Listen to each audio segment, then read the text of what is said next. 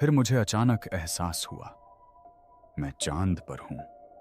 मैं चांद पर हूं। और वो उत्साह, वो अजूबा, वो रोमांच, वो साहसिक कार्य। जब आप चांद के बारे में सोचते हैं तो शायद आपके दिमाग में शांत खाली धूल और अपोलो अंतरिक्ष यात्रियों द्वारा छोड़े गए प्रसिद्ध पदचिह्न आते हैं।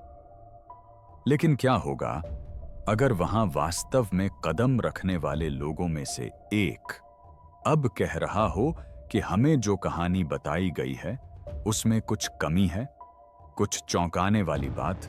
ठीक है, ऐसा बिल्कुल नहीं है। नमस्कार दोस्तों, मैं अंतरिक्ष यात्री ड्यूक हूं। मैं अपोलो 16 मिशन पर चंद्र मॉड्यूल का पायलट था। चार्ल्स ड्यूक चंद्रमा की सतह पर कदम रखने वाले सबसे कम उम्र के व्यक्ति ने आखिरकार दशकों तक चुप्पी साधे रखी। उनका दावा है कि उन्होंने चंद्रमा पर कुछ ऐसा देखा जो मिशन योजना में शामिल नहीं था। तो उन्होंने क्या देखा और उन्होंने इसे 50 वर्षों तक गुप्त क्यों रखा? इस वीडियो में हमारे साथ जुड़ें और हम आपको इसके बारे में विस्तार से बताएंगे। चार्ल्स ड्यूक ने आखिरकार खुलासा किया कि उन्होंने चांद पर वास्तव में क्या देखा था। 50 से अधिक वर्षों से चांद पर उतरने की कहानी को बहुत ही सावधानीपूर्वक और नियंत्रित तरीके से बताया गया है। आधिकारिक रिकॉर्ड के अनुसार 1969 और 1972 के बीच 12 मनुष्य पृथ्वी से चांद की यात्रा पर गए थे।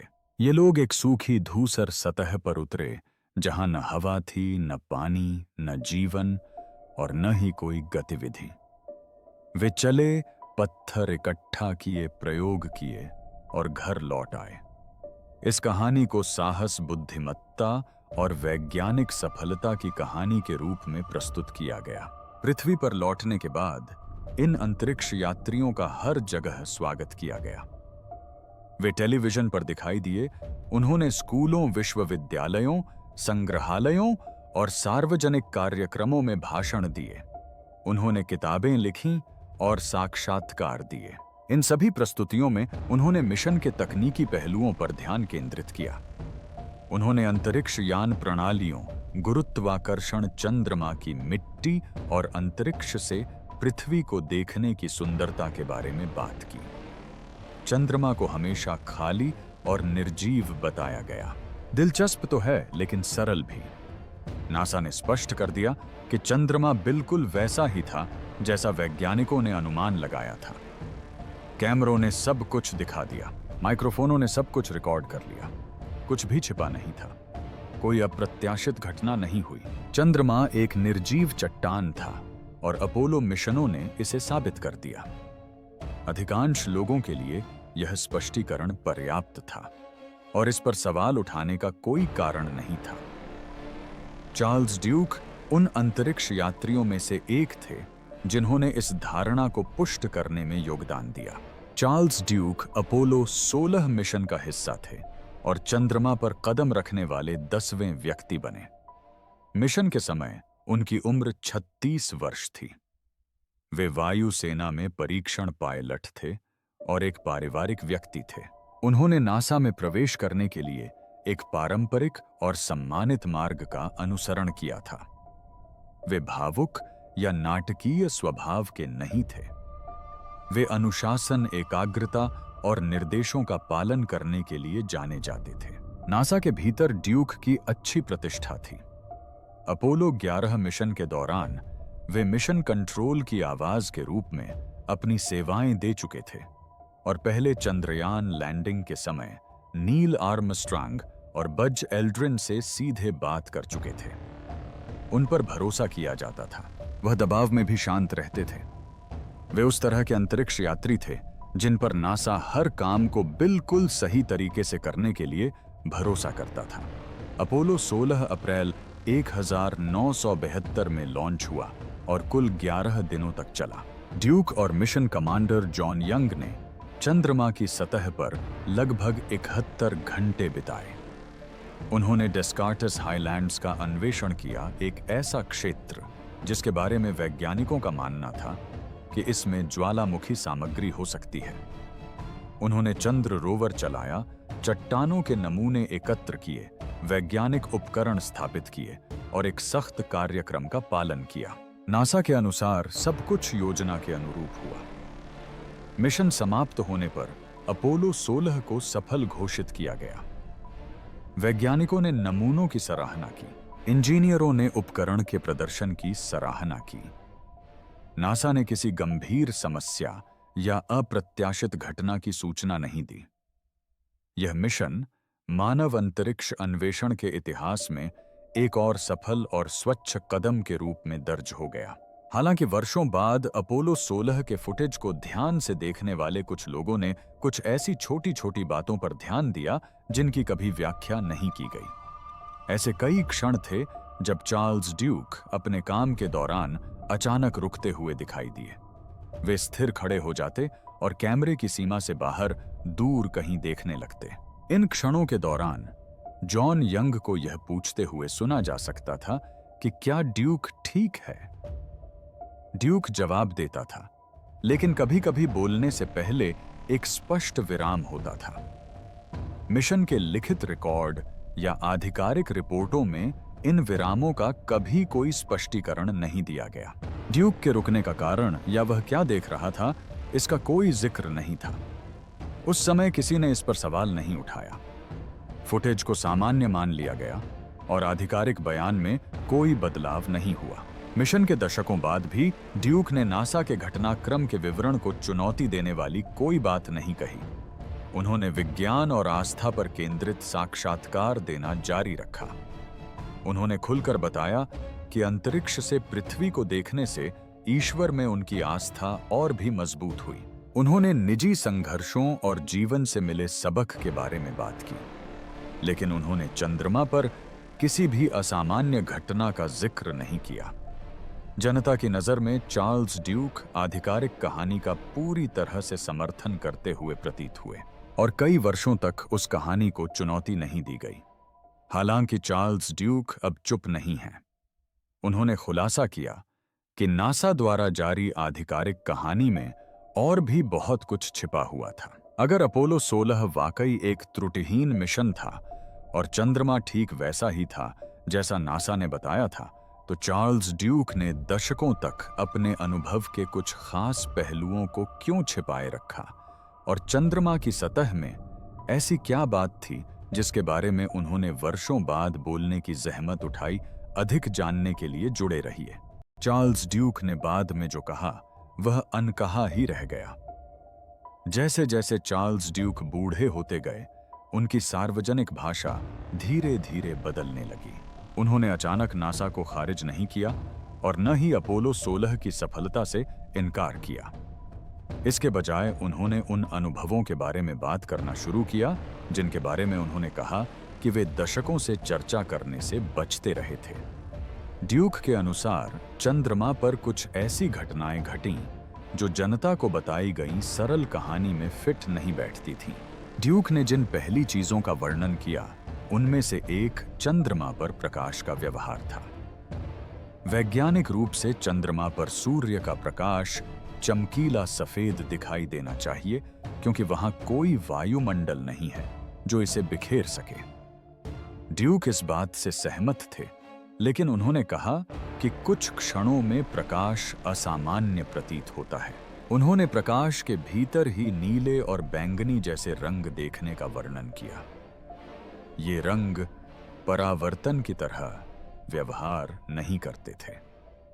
जब वे अपना सिर हिलाते थे या नजर हटाकर फिर से देखते थे तो ये रंग बदलते रहते थे। ड्यूक ने जोर देकर कहा कि ये रंग उनके हेलमेट के वाइजर या उपकरण के कारण नहीं थे। उनके अनुसार प्रकाश ही बदला हुआ प्रतीत हुआ और इसी वजह से वे उस समय भ्रमित हो गए थे।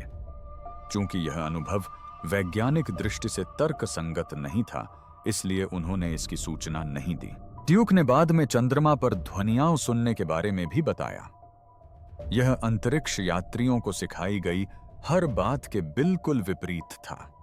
हवा के बिना ध्वनि का परिवहन संभव नहीं है। लेकिन ड्यूक ने कहा कि सतह पर चलते समय उन्हें और जॉन यंग दोनों को कुछ आवाजें सुनाई दी। ये न तो आवाजें थीं और न ही रेडियो प्रसारण।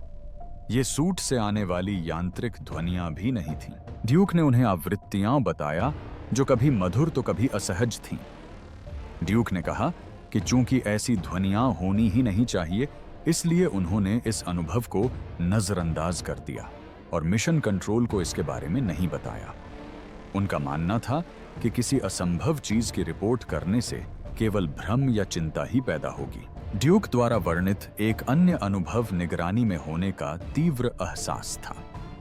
उन्होंने कहा कि यह एहसास नासा द्वारा कैमरों और उपकरणों के माध्यम से निगरानी किए जाने के ज्ञान से अलग था। यह एहसास कहीं अधिक गहरा था। ऐसा लगा जैसे कोई जागरूकता हो। ड्यूक के अनुसार यह अनुभूति खतरनाक नहीं थी, लेकिन शक्तिशाली थी। उन्होंने कहा कि यह अनुभूति उनके खड़े होने की जगह के अनुसार बढ़ती या घटती थी, मानो चंद्रमा के अलग अलग हिस्से अलग अलग महसूस होते हों। ड्यूक ने समय की धारणा से जुड़ी समस्याओं का भी वर्णन किया। अपोलो मिशन की योजना मिनट दर मिनट बनाई गई थी और अंतरिक्ष यात्री टाइमर पर बहुत अधिक निर्भर थे। इसके बावजूद ड्यूक ने कहा कि समय के बारे में उनकी व्यक्तिगत समझ अक्सर घड़ी से मेल नहीं खाती थी। जो काम 20 मिनट में पूरे होने चाहिए थे, वे कभी-कभी पल भर में ही हो जाते थे। वहीं जो काम 5 मिनट में पूरे होने चाहिए थे, वे बहुत लंबे लगते थे। उन्होंने बताया कि जॉन यंग को भी ऐसा ही अनुभव हुआ था और उनके विचार आपस में मिलते जुलते थे, लेकिन मिशन का कार्यक्रम अलग था। ड्यूक का सबसे गंभीर दावा चंद्रमा पर मौजूद संरचनाओं से संबंधित था। ड्यूक के अनुसार चंद्र मॉड्यूल से कई किलोमीटर दूर यात्रा करते समय उन्होंने क्षितिज पर ऐसी आकृतियां देखीं जो प्राकृतिक रूप से असंबद्ध प्रतीत होती थीं। ये आकृतियां ज्यामितीय और कोणीय थीं। जैसे जैसे वे करीब आते गए, ड्यूक ने बताया कि ये आकृतियां एक सीधी रेखा में व्यवस्थित ब्लॉकों जैसी दिख रही थीं, जो आंशिक रूप से चंद्रधूल के नीचे दबी हुई थीं। ड्यूक का अनुमान था कि इनमें से एक संरचना लगभग 100 मीटर लंबी थी। यह दोनों सिरों से सतह में फैली हुई थी, जिससे संकेत मिलता है कि यह किसी बड़ी संरचना का हिस्सा थी। उन्होंने कहा कि यह प्राकृतिक चट्टान संरचनाओं या अनियमित भूविज्ञान से मिलता जुलता नहीं था। ड्यूक के अनुसार उन्होंने और जॉन यंग ने मिशन कंट्रोल को अपनी देखी हुई चीजों की रिपोर्ट करने का प्रयास किया। उन्होंने आकृतियों और उनके स्थान का वर्णन किया। ड्यूक ने कहा कि ह्यूस्टन से प्रतिक्रिया मिलने में काफी देरी हुई। सवाल पूछने या तस्वीरें मांगने के बजाय मिशन कंट्रोल ने उन्हें अपना तय काम जारी रखने का निर्देश दिया। ड्यूक ने कहा कि इस प्रतिक्रिया से यह स्पष्ट हो गया कि नासा नहीं चाहता था कि दल आगे की जांच करे। इस अवलोकन को कभी भी आधिकारिक मिशन रिपोर्टों में शामिल नहीं किया गया और न ही कभी कोई सार्वजनिक स्पष्टीकरण दिया गया। चार्ल्स ड्यूक के ये बाद के बयान दशकों से सुनाई जा रही सरल कहानी के बिल्कुल विपरीत हैं। यदि चार्ल्स ड्यूक ने पृथ्वी पर एक कंसोल के पीछे से ही चंद्रमा पर मानवता के पहले कदमों का मार्गदर्शन करने में मदद की थी, तो उस व्यक्ति का क्या हुआ जिसने कभी अस्पष्ट ध्वनि के बीच बात की थी, जब वह अंततः स्वयं उस सन्नाटे में खड़ा हुआ? आइए और जानें। वह अदृश्य आवाज जिसने अंततः चंद्रमा की रोशनी पहुंचाई। अपोलो 11 मिशन के दौरान जो चंद्रमा पर मानव का पहला कदम था, ड्यूक ने कैप्सूल कम्युनिकेटर, जिसे अक्सर संक्षेप में कैपकॉम कहा जाता था, के रूप में काम किया। यह भूमिका हमेशा किसी अन्य अंतरिक्ष यात्री को दी जाती थी। कैपकॉम का एक ही मुख्य काम था, अंतरिक्ष में अंतरिक्ष यात्रियों से सीधे बात करने की अनुमति सिर्फ उन्हें ही थी। इसी वजह से जब नील आर्मस्ट्रांग और बज एल्ड्रिन चंद्रमा पर थे, तो पृथ्वी से उन्हें जो आवाज सुनाई दी वह चार्ल्स ड्यूक की थी। उन्होंने निर्देश दिए जानकारियों की पुष्टि की और मिशन को दिशा देने में मदद की। दुनिया भर में लाखों लोगों ने उन बातचीत को लाइव सुना। फिर भी उनमें से अधिकांश लोग नहीं जानते थे कि ड्यूक कौन था या वह कैसा दिखता था। उनकी आवाज हर जगह सुनाई देती थी, लेकिन उनका चेहरा अज्ञात ही रहा। इस स्थिति ने ड्यूक के लिए एक अजीब अनुभव पैदा किया। एक ओर वे अब तक के सबसे ऐतिहासिक अंतरिक्ष मिशन में गहराई से शामिल थे, दूसरी ओर चांद पर कदम रखने वाले वे स्वयं नहीं थे। ड्यूक से जुड़े बाद के विचारों के अनुसार इसका उन पर गहरा भावनात्मक प्रभाव पड़ा। उन्होंने दूसरों को उस सपने को साकार करने में मदद की जो वे स्वयं भी देखते थे, फिर भी वे उसे केवल दूर से ही देख सके। समय बीतने के साथ ड्यूक ने नासा के साथ अपना काम जारी रखा और अंतरिक्ष कार्यक्रम के प्रति समर्पित रहे। हालांकि पृथ्वी पर रहते हुए दूसरों को चंद्रमा तक ले जाने का दायित्व कथित तौर पर उनके भीतर एक तरह का दबाव पैदा कर रहा था। उन्होंने भी उतनी ही कड़ी ट्रेनिंग ली थी जितनी चंद्रमा पर उतरने वाले अंतरिक्ष यात्रियों ने ली थी, और उनकी उम्मीदें भी वैसी ही थीं। यह आंतरिक तनाव बाद में उनकी अपनी यात्रा को समझने का एक हिस्सा बन गया। जब ड्यूक को अंततः अपोलो 16 के लिए चुना गया, तो यह मिशन उनके लिए विज्ञान या कर्तव्य से कहीं अधिक महत्वपूर्ण था। बाद के वृत्तांतों के अनुसार अपोलो विमान पर कदम रखना उनके लिए बेहद व्यक्तिगत अनुभव था। यह वह क्षण था जब वर्षों का इंतजार और प्रतीक्षा आखिरकार समाप्त हुई। ड्यूक के लिए चंद्रमा की सतह पर होना न केवल एक पेशेवर सफलता थी, बल्कि भावनात्मक संतुलन का भी क्षण था। अपोलो 16 मिशन के दौरान ड्यूक ने कहा कि उन्होंने एक व्यक्तिगत निर्णय लिया था जो आधिकारिक योजना का हिस्सा नहीं था।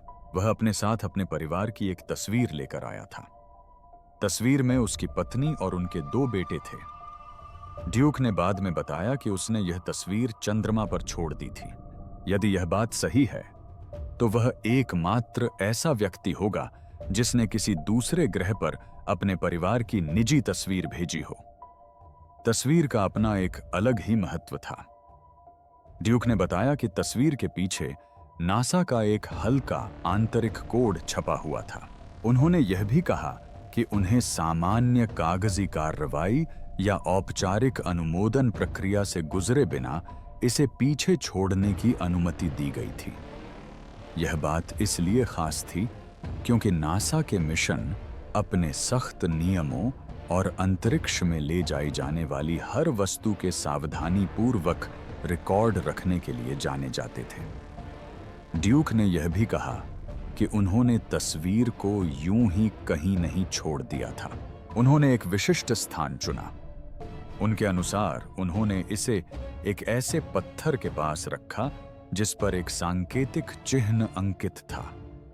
उनका दावा था कि यह सांकेतिक चिन्ह मिशन के बाद जारी की गई चंद्र नमूनों या स्थलों की सार्वजनिक सूचियों में नहीं था। मिशन के दौरान इस क्षेत्र को उपकरणों द्वारा दर्ज किए गए असामान्य चुंबकीय मापों से भी जोड़ा गया था। हालांकि नासा ने स्वीकार किया है कि अपोलो 16 के दौरान चुंबकीय माप लिए गए थे, लेकिन ऐसा कोई सार्वजनिक रिकॉर्ड नहीं है जो उन मापों को तस्वीर या चिह्नित चट्टान से स्पष्ट रूप से जोड़ता हो। परिणाम स्वरूप ड्यूक के बाद के बयानों में ऐसे व्यक्तिगत कार्यों का वर्णन है जो आधिकारिक सारांशों में नहीं मिलते। इन सभी विवरणों को एक साथ देखने पर अपोलो 16 न केवल एक वैज्ञानिक मिशन के रूप में, बल्कि धैर्य, शांत भावनाओं और व्यक्तिगत अर्थ से ओतप्रोत एक गहन मानवीय अनुभव के रूप में भी सामने आता है। यदि ड्यूक की चुप्पी वर्षों के भय प्रशिक्षण और नासा के प्रति वफादारी पर आधारित थी, तो अंततः उस चुप्पी को किसने तोड़ा और चंद्रमा पर वह कौन सा विचित्र दृश्य था जिसे वह अब और छिपा नहीं सका? आइए जानते हैं। वह दृश्य न तो समझा सकता था और न ही भूल सकता था। मिशन के कई वर्षों बाद ड्यूक द्वारा दिए गए बयानों के अनुसार यह अनुभव एक ऐसी चीज के अवलोकन से शुरू हुआ जो उनके प्रशिक्षण के अनुरूप नहीं थी। उन्होंने चंद्रमा की सतह पर एक काली आकृति देखी जो धूल, प्रकाश या उपकरणों द्वारा निर्मित छाया की तरह व्यवहार नहीं कर रही थी। उनके विवरण के अनुसार वह वस्तु नियंत्रित तरीके से गतिमान थी और इतनी ठोस प्रतीत हो रही थी कि जमीन पर छाया डाल रही थी, क्योंकि यह ज्ञात चंद्र परिस्थितियों से मेल नहीं खाता था। ड्यूक ने बाद में कहा कि यह घटना उनकी स्मृति में एक असामान्य और अस्पष्ट घटना के रूप में बनी रही। बताया जाता है कि यह घटना तब घटी जब ड्यूक चंद्र रोवर का उपयोग कर रहे थे। मिशन के उस चरण में चालक दल चंद्र मॉड्यूल से काफी दूरी तय कर चुका था। जब रोवर रुका हुआ था और उसके चलने से उठी धूल बैठ गई थी, तब ड्यूक ने बताया कि एक काली आकृति उनकी नजर के सामने से गुजरी। वह जमीन के बहुत करीब थी और तेजी से चल रही थी, लेकिन बेतरतीब नहीं थी। उसकी हरकत आकस्मिक नहीं बल्कि जानबूझकर की गई लग रही थी। वे अचानक प्रकट हो सकते हैं, इसलिए कोई भी इंसान 3000 मील प्रति घंटे की रफ्तार से 90 डिग्री का मोड़ नहीं ले सकता। और यही मेरी बात है, लोग मुझ पर हंसते हैं, लेकिन मैं हंसने वाला नहीं हूं। यह दृश्य थोड़े समय के लिए ही रहा, लेकिन इतना स्पष्ट था कि ध्यान आकर्षित कर गया। उस समय ड्यूक ने जो देखा उसकी रिपोर्ट नहीं की। बाद में उन्होंने बताया कि यह निर्णय अंतरिक्ष यात्री के रूप में उनके प्रशिक्षण से प्रभावित था। अंतरिक्ष यात्रियों को कार्यों पर ध्यान केंद्रित करना, प्रक्रियाओं का पालन करना और उन विकर्षणों से बचना सिखाया जाता है जिन्हें मापा या पुष्टि नहीं किया जा सकता।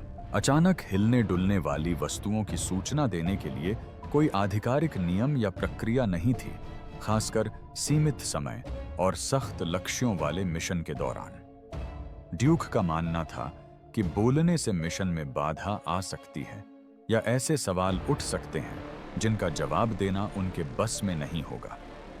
इसलिए उन्होंने चुप रहना और अपना काम जारी रखना चुना। कई वर्षों तक ड्यूक ने इस अनुभव को अपने तक ही सीमित रखा। उनका मानना था कि यह बिजली गिरने, तनाव या थकावट के कारण हुई कोई गलती हो सकती है। हालांकि दशकों बाद उन्होंने बताया कि उन्होंने अपोलो 16 के संग्रहीत रोवर फुटेज की समीक्षा की।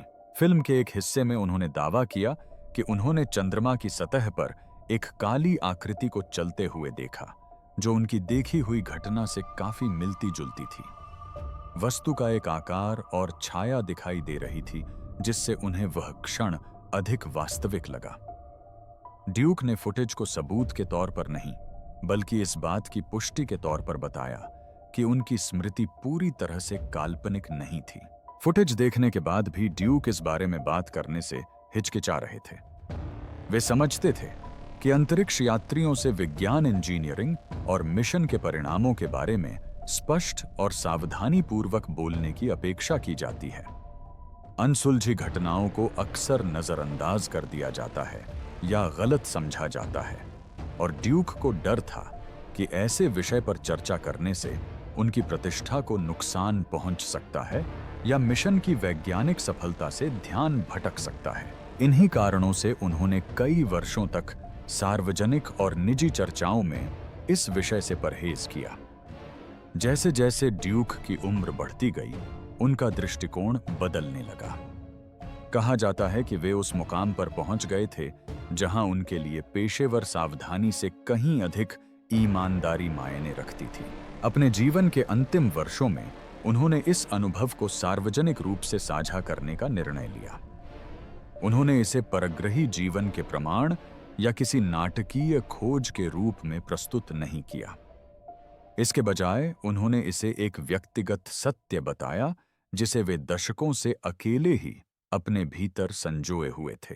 उन्होंने कहा कि अपने जीवन के अंत से पहले वे चाहते थे कि यह कहानी सबको पता चले, भले ही इसका कोई स्पष्टीकरण न रहे। इस वृत्तांत में कई सवाल अनुत्तरित रह जाते हैं। ड्यूक ने स्वयं भी यह दावा नहीं किया कि उन्हें पता था कि वह वस्तु क्या थी या वह वहां क्यों थी। उनके बयानों से कई सवाल उठते हैं कि क्या अन्य अंतरिक्ष यात्रियों ने भी ऐसी ही चीजें देखी होंगी, और क्या अपोलो युग के दौरान कुछ अनसुलझी घटनाओं को चुपचाप नजरअंदाज कर दिया गया था। अभी तक कोई आधिकारिक स्पष्टीकरण नहीं दिया गया है और न ही कोई पुष्ट निष्कर्ष निकाला गया है। फिलहाल यह घटना अनसुलझी ही बनी हुई है। कहानी में ड्यूक की भूमिका को एक वैज्ञानिक के रूप में नहीं दिखाया गया है, जो प्रमाण प्रस्तुत कर रहा हो, बल्कि एक ऐसे गवाह के रूप में दिखाया गया है जो एक ऐसे अनुभव को साझा कर रहा है जिसे वह पूरी तरह से समझ नहीं सका। तो क्या होता है जब हम ऐसे बड़े सवाल पूछने लगते हैं कि क्या हम पृथ्वी पर इतने लंबे समय तक जीवित रह सकते हैं कि हमें किसी दूसरे घर की आवश्यकता हो? आइए गहराई से पड़ताल करें। चंद्रमा पर उतरने की वह घटना जिसे नकली बनाना मुश्किल होगा। नील डीग्रास टायसन एक प्रसिद्ध वैज्ञानिक हैं। वे अंतरिक्ष ग्रहों और विज्ञान के बारे में इस तरह से बात करते हैं कि लोग आसानी से समझ सकें। एक व्याख्यान में उन्होंने कई महत्वपूर्ण विचारों पर चर्चा की। उन्होंने चंद्रमा पर उतरने, जलवायु परिवर्तन और अन्य ग्रहों पर जाने के विचार पर बात की। उन्होंने ईश्वर, संभाव्यता और कृत्रिम बुद्धिमत्ता के बारे में भी चर्चा की। उनका बोलने का तरीका शांत था, लेकिन उनके विचार बहुत प्रभावशाली थे। उन्होंने सबसे पहले चंद्रमा पर उतरने की घटना पर चर्चा की। कई लोग मानते हैं कि चंद्रमा पर उतरना वास्तविक था, लेकिन कुछ लोग कहते हैं कि यह नकली था। टायसन ने कहा कि चंद्रमा पर उतरने का नाटक करना वास्तव में चंद्रमा पर जाने से कहीं अधिक कठिन होगा। अगर आप चांद पर उतरने की घटना को झूठा साबित करना चाहते तो आपको ये सारे दस्तावेज भी झूठे साबित करने पड़ते, और मुझे तो लगता है कि चांद पर जाना कहीं ज्यादा आसान है। उन्होंने समझाया कि चांद मिशन सिर्फ एक वीडियो या तस्वीर नहीं था। इसमें सैटर्न वी नामक एक विशाल रॉकेट शामिल था। इसमें इंजीनियर डिजाइन ब्लूप्रिंट और असली उपकरण शामिल थे। टायसन ने कहा कि अगर कोई चंद्रमा पर उतरने की घटना को फर्जी साबित करना चाहता है तो उसे सब कुछ फर्जी बनाना होगा। उसे रॉकेट के डिजाइन, इंजीनियरिंग रिकॉर्ड और वास्तविक हार्डवेयर को फर्जी बनाना होगा। साथ ही उसे फुटेज, तस्वीरें और डेटा को भी फर्जी बनाना होगा। यह एक बहुत बड़ा काम होगा। उनके विचार में पूरी घटना को नकली बनाने की बजाय वास्तव में चंद्रमा पर जाना कहीं अधिक आसान होगा। उन्होंने यह भी कहा कि चंद्रमा पर उतरने का प्रमाण केवल तस्वीरों में ही नहीं है, यह भौतिक साक्ष्यों में निहित है। रॉकेट के डिजाइन और उपकरण वास्तविक हैं, दस्तावेज भी वास्तविक हैं। इस प्रोजेक्ट पर काम करने वाले लोग असली हैं। इसलिए टायसन के अनुसार इसे नकली बनाने का विचार तर्कसंगत नहीं है। इसके बाद टायसन ने जलवायु परिवर्तन के बारे में बात की। उन्होंने कहा कि जलवायु परिवर्तन से पृथ्वी पूरी तरह से निर्जन नहीं हो जाएगी, लेकिन इससे जीवन बहुत कठिन हो जाएगा। उन्होंने न्यूयॉर्क शहर का उदाहरण देते हुए कहा कि अगर पृथ्वी पर मौजूद सारी बर्फ पिघल जाए तो समुद्र का स्तर बढ़ जाएगा। पानी स्टैच्यू ऑफ लिबर्टी की बाईं कोहनी की ऊंचाई तक पहुंच जाएगा। इससे न्यूयॉर्क शहर में बाढ़ आ जाएगी। कई तटीय शहर पानी में डूब जाएंगे। टायसन ने कहा कि इससे दुनिया और भी कठोर हो जाएगी। लोग जीवित तो रहेंगे, लेकिन जीवन बहुत कठिन हो जाएगा। उनका मतलब यह नहीं था कि पृथ्वी नष्ट हो जाएगी। उनका कहना था कि पर्यावरण में बहुत बड़ा बदलाव आएगा। लोगों को एक नई वास्तविकता के अनुकूल ढलना होगा। जलवायु परिवर्तन के बारे में बात करने के बाद टायसन ने दूसरे ग्रहों पर जाने के विचार पर चर्चा शुरू की। उन्होंने कहा कि लोग कभी-कभी पृथ्वी से भागकर किसी दूसरे ग्रह पर जाने की बात करते हैं, लेकिन उन्होंने कहा कि यह कोई वास्तविक योजना नहीं है। उन्होंने कहा कि इस ग्रहमंडल में बहुत कम जगहें हैं जहां मनुष्य रह सकते हैं। उन्होंने समझाया कि शुक्र ग्रह बहुत गर्म है। उन्होंने कहा कि जो भी वहां रहने की कोशिश करेगा वह भाप बनकर उड़ जाएगा। मंगल ग्रह की कहानी अलग है। मंगल ग्रह पर दिन पृथ्वी के दिन के समान होता है। मंगल ग्रह पर ऋतुएं होती हैं और ध्रुवीय बर्फ की चोटियां हैं। इस बात के भी प्रमाण हैं कि मंगल ग्रह पर कभी पानी बहता था। ये तथ्य मंगल ग्रह को मनुष्यों के लिए एक संभावित स्थान बनाते हैं, लेकिन टायसन ने कहा कि मंगल ग्रह पर जीवन जीना अभी भी बहुत कठिन है। उन्होंने टेराफॉर्मिंग का विचार प्रस्तुत किया। टेराफॉर्मिंग का अर्थ है किसी ग्रह को पृथ्वी के समान बनाने के लिए उसमें परिवर्तन करना। उन्होंने कहा कि मंगल ग्रह को उसके दिन की लंबाई और ऋतुओं के कारण टेराफॉर्म किया जा सकता है, लेकिन उन्होंने यह भी कहा कि इसके लिए व्यापक इंजीनियरिंग प्रयासों की आवश्यकता होगी। फिर टायसन ने एक महत्वपूर्ण बात कही। उन्होंने कहा कि अगर मनुष्य कभी मंगल ग्रह को रहने योग्य बनाने की तकनीक विकसित कर लेते हैं, तो हमारे पास पृथ्वी को सुधारने की तकनीक भी होगी। उनके विचार में पृथ्वी को त्यागने के बजाय उसे सुधारने पर ध्यान केंद्रित करना कहीं अधिक बुद्धिमानी होगी। अगर हम मंगल जैसे ग्रह को बदल सकते हैं, तो हम निश्चित रूप से पृथ्वी को भी सुरक्षित और स्वस्थ स्थिति में वापस ला सकते हैं। इस तरह टायसन ने अंतरिक्ष यात्रा के भविष्य को पृथ्वी के भविष्य से जोड़ा। उन्होंने सुझाव दिया कि मानव प्रगति का उद्देश्य समस्याओं से भागना नहीं होना चाहिए। बात तो इन समस्याओं को हल करने की होनी चाहिए। अगर चंद्रमा पर उतरना सच है और विज्ञान पुख्ता सबूत है, तो नील डीग्रास टायसन ये चेतावनी क्यों देते हैं कि हमारा भविष्य अंतरिक्ष यात्रा पर कम और पृथ्वी के रहने लायक न रहने से पहले उसकी देखभाल करने पर ज्यादा निर्भर हो सकता है। आइए जानते हैं। ईश्वर संभाव्यता और कृत्रिम बुद्धिमत्ता का भविष्य। अपने भाषण के दूसरे भाग में टायसन ने अंतरिक्ष और जलवायु से हटकर कुछ गहरे विषयों पर बात की। उन्होंने ईश्वर, पीड़ा, संभाव्यता और कृत्रिम बुद्धिमत्ता जैसे विषयों पर चर्चा की। उनके शब्द सरल थे, लेकिन विचार गहरे थे। टायसन ने पीड़ा और प्राकृतिक आपदाओं के बारे में बात करते हुए अपना भाषण शुरू किया। उन्होंने 1755 के लिस्बन भूकंप का जिक्र किया। उन्होंने कहा कि इसमें लगभग 80,000 लोगों की जान चली गई थी। उन्होंने बताया कि भूकंप ओनल सेंट्स डे के दिन आया था। कई लोग चर्चों में थे। चर्च सबसे बड़ी इमारतें थीं। जब भूकंप आया तो सबसे पहले वे इमारतें ढह गईं। टायसन ने इस घटना का उपयोग एक कठिन प्रश्न पूछने के लिए किया। उन्होंने पूछा कि सर्वशक्तिमान, सर्वकल्याणकारी ईश्वर ऐसी पीड़ा की अनुमति कैसे दे सकता है। उन्होंने कहा कि या तो ईश्वर सर्वगुण संपन्न नहीं है या ईश्वर सर्वशक्तिमान नहीं है। यह कोई नया प्रश्न नहीं था, लेकिन टायसन ने इसे स्पष्ट रूप से प्रस्तुत किया। उन्होंने लोगों के लिए समस्या को समझना आसान बना दिया। फिर उन्होंने ईश्वर के विभिन्न विचारों के बारे में बात की। उन्होंने कहा कि कुछ लोग व्यक्तिगत ईश्वर में विश्वास नहीं करते। इसके बजाय वे ऐसे ईश्वर में विश्वास करते हैं जो भौतिकी के नियमों के समान है। उनका मानना है कि ईश्वर ही वह शक्ति है जिसने ब्रह्मांड की रचना की है। उनका यह मानना नहीं है कि ईश्वर लोगों को उनके दैनिक जीवन जीने का तरीका बताता है।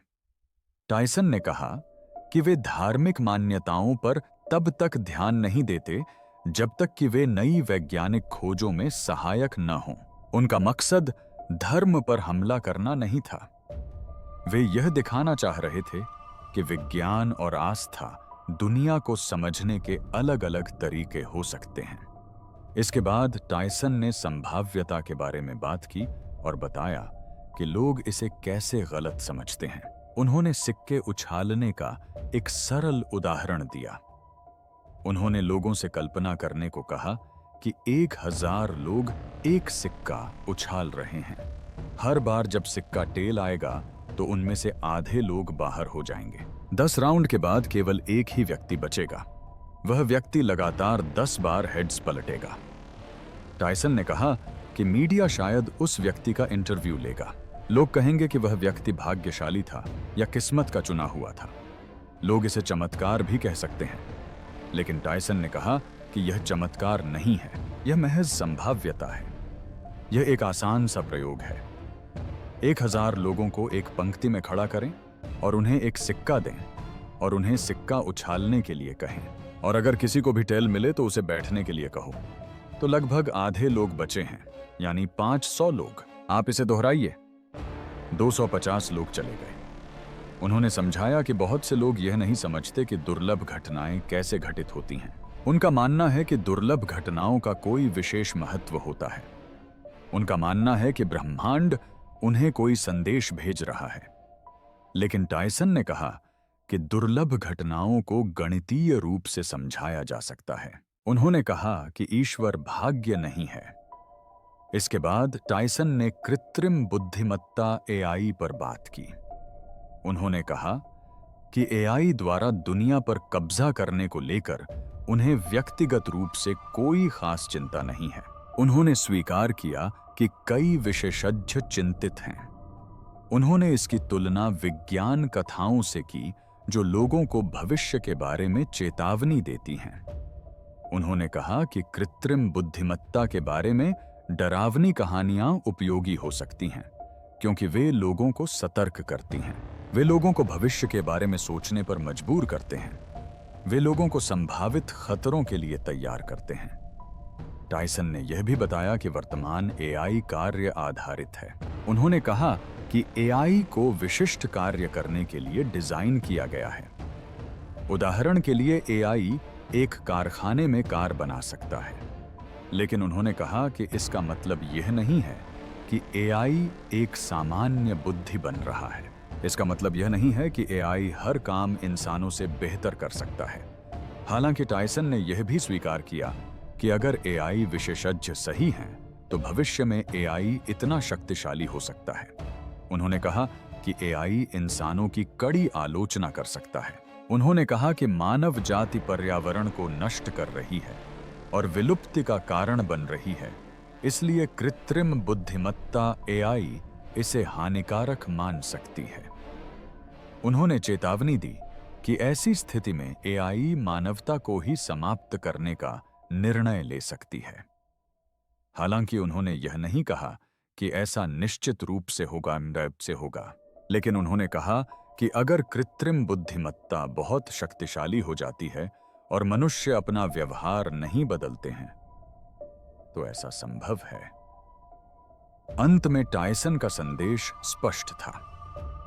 उन्होंने कहा कि मनुष्यों को बेहतर व्यवहार करने की आवश्यकता है। उन्होंने कहा कि मनुष्यों को जिम्मेदारी से जीना सीखना होगा। उन्होंने कहा कि भविष्य इस बात पर निर्भर करता है कि मनुष्य आज कैसा व्यवहार करते हैं। यदि चंद्रमा हमारी कल्पना से कहीं अधिक कठोर और विषम था और अपोलो 16 की वास्तविक उपलब्धियां प्रसिद्धि और मिथकों के नीचे दब गईं, तो चार्ल्स ड्यूक को अपनी कहानी के हमेशा के लिए मिट जाने से पहले इतनी गंभीरता से किस बात का बचाव करना आवश्यक लगा? आइए इस पर गहराई से विचार करें। चार्ल्स ड्यूक का आखिरी मिशन, वो सच जो वो दुनिया को याद दिलाना चाहते हैं। चार्ल्स ड्यूक चंद्रमा पर कदम रखने वाले आखिरी जीवित अंतरिक्ष यात्रियों में से एक हैं। उन्होंने अपने देखे और महसूस किए अनुभवों के बारे में खुलकर बोलना शुरू कर दिया है। बुढ़ापे में उन्हें अपोलो 16 की असली कहानी लोगों तक पहुंचाने की तीव्र इच्छा है। उनका मानना है कि बहुत से लोग भूल गए हैं या इस मिशन के असली उद्देश्य को गलत समझ गए हैं। ड्यूक कहते हैं कि चंद्रमा वैसा शांत और सुंदर स्थान नहीं था जैसा कि कई तस्वीरों में दिखाया जाता है, बल्कि वह कठोर, चमकीला और डरावना था। प्रकाश तीव्र था, परछाइयां गहरी थीं और परिदृश्य विचित्र और पराये सा लग रहा था। उनका मानना है कि फिल्मों और कहानियों में चंद्रमा के वास्तविक अनुभव को बढ़ा चढ़ा कर दिखाया गया है और वे चाहते हैं कि लोग सच्चाई जानें। उन्हें इस बात का भी दुख है कि अपोलो 16 के वैज्ञानिक कार्यों को उस तरह से याद नहीं किया जाता जैसा कि किया जाना चाहिए। अधिकांश लोग केवल अपोलो 11 और चंद्रमा पर पहले कदम रखने की बात करते हैं, लेकिन ड्यूक का मानना है कि अपोलो 16 विज्ञान के लिए सबसे महत्वपूर्ण मिशनों में से एक था। उनका कहना है कि यह मिशन महज एक संक्षिप्त यात्रा नहीं थी। उन्होंने और जॉन यंग ने चंद्रमा की सतह पर 71 घंटे बिताए, ऊबड़ खाबड़ जमीन पर घूमते हुए नमूने एकत्र किए और उपकरणों का उपयोग करके चंद्रमा का अध्ययन किया। वे 209 पाउंड चट्टानें और मिट्टी वापस लाए, जो अब तक पाए गए सबसे मूल्यवान और विविध नमूनों में से कुछ हैं। उन्होंने चंद्रमा के रसायन विज्ञान का अध्ययन करने के लिए एक्स-रे और गामा किरण उपकरणों जैसे विशेष उपकरणों का भी उपयोग किया। इस डेटा ने वैज्ञानिकों को यह समझने में मदद की कि चंद्रमा का निर्माण कैसे हुआ। आज भी शोधकर्ता अपोलो 16 से प्राप्त नमूनों और डेटा का अध्ययन करते हैं। हाल के वर्षों में ड्यूक को उन लोगों का भी सामना करना पड़ा है जो कहते हैं कि चंद्रमा पर उतरना फर्जी था। उन्होंने उनसे सीधे बात की और बस इतना कहा, महोदय, मैं वहां था। उनका मानना है कि ऑनलाइन दावा उस व्यक्ति के सच की बराबरी नहीं कर सकता जिसने वास्तव में इसे जिया हो। ड्यूक अपोलो की कहानी को लुप्त होने से पहले बचाने को अपना कर्तव्य समझते हैं। उन्हें पता है कि अब बहुत कम अंतरिक्ष यात्री जीवित बचे हैं और उन्हें चिंता है कि यह मिशन किताबों में एक कहानी बनकर रह जाएगा। इसीलिए वे कार्यक्रमों में भाषण देते हैं और युवाओं से बातचीत करते हैं। उनका यह भी मानना है कि अपोलो मिशन अंतरिक्ष अन्वेषण का अंत नहीं था।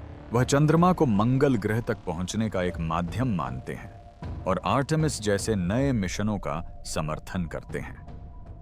ड्यूक के लिए अपोलो तो बस शुरुआत थी। क्या आपको लगता है कि चंद्रमा पर उतरना नकली था? नीचे कमेंट सेक्शन में अपने विचार साझा करें। चार्ल्स ड्यूक की असली कहानी अपोलो, इतिहास में उनकी अनूठी भूमिका और चंद्रमा पर उतरने से जुड़ी उन सच्चाइयों को उजागर करने में हमारे साथ जुड़ने के लिए धन्यवाद, जिनके बारे में ज्यादातर लोगों ने कभी नहीं सुना। अगर इस गहन विश्लेषण से आपको मिशन को बेहतर ढंग से समझने में मदद मिली है तो लाइक और सब्सक्राइब करना न भूलें और कहानियों के लिए अपनी स्क्रीन पर अगला वीडियो देखें। वहां मिलते हैं।